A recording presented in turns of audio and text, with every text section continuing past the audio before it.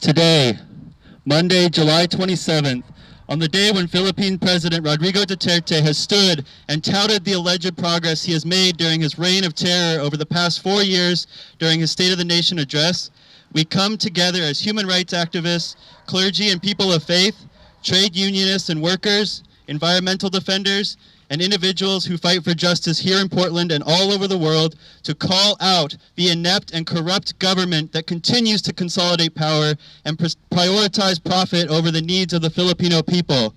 This is the People's State of the Nation Address. As the International Coalition for Human Rights in the Philippines, Portland, we unite in solidarity with the Filipino people and vehemently condemn the ongoing violence, repression, and gross negligence of Duterte's tyrannical government.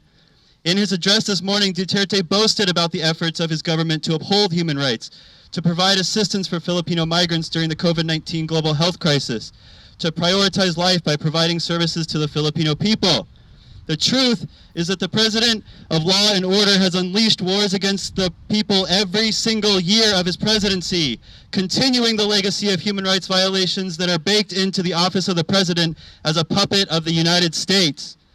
The war on terrorism, the war on drugs, the whole-of-nation approach, or all-out war. These are just a few examples of the anti-people wars disguised as national security measures that terrorize the urban poor, rural farming communities, working-class people, indigenous people, LGBTQ people, clergy members, and the list goes on. What does it mean when the government wages perpetual war on its own people? What kind of democracy murders with impunity? What president orders bullets instead of social services for all? And finally, what kind of ally allows this abuse to continue? We cannot overlook the influence of the United States in these attacks on human rights. American companies benefit from state repression and killings, both from the sale of military weapons to the Philippine government and from resources that the U.S. military steals from the people and the land. Since 2016, the U.S. has supplied $560 million in defense assistance to this regime. The military funding and assistance from the United States continue to support the anti-people reign of terror by the Duterte administration. Even during the COVID-19 pandemic, Duterte has led a brutal military campaign against the people, including a shoot-to-kill order against violators of social distancing. This should make the United States question its regular military assistance to the Philippines. However, as recently as May, the United States Defense Security Cooperation Agency announced State Department approval of 2 new foreign military sales to the Philippines.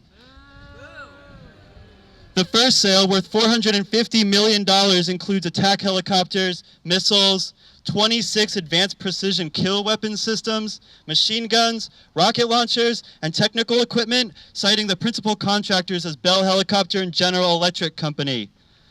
The second sale, worth $1.5 billion, primarily contracted with Boeing and Lockheed Martin, includes even more attack vehicles, surveillance systems, and multiplies the weapons request by the hundreds. As Duterte continues to plunge the Philippines into economic decline and debt, the government can't even afford these purchases on its own. There's fine print in the sales allowing U.S. tax dollars to close the deal. So this is what our tax money is being spent on in the time of COVID. Attack helicopters and machine guns instead of mass testing and healthcare for everyone. Duterte's COVID response is de facto martial law. And these tools of war are going directly to state forces who are becoming even more ruthless. 38,000 have been arrested for violation of quarantine, and over 30,000 have already been murdered through extrajudicial killings under the war on drugs. Luzon has seen a drastic increase in military troops deployed to the region in a tragic echo of Duterte's previous counterinsurgency programs in Negros and Mindanao, which resulted in numerous killings of activists. Philippine police even shot former Army veteran Winston Ragos dead while he was suffering from PTSD. Indigenous people and environmental defenders are routinely targeted by the armed forces on behalf of big plantation and mining companies, carrying out extrajudicial killings and disappearances. The continued militarization will only fortify the president's arsenal and cement the U.S. profits. The rise of Duterte's fascism has not relented, and neither must we relent in our advocacy.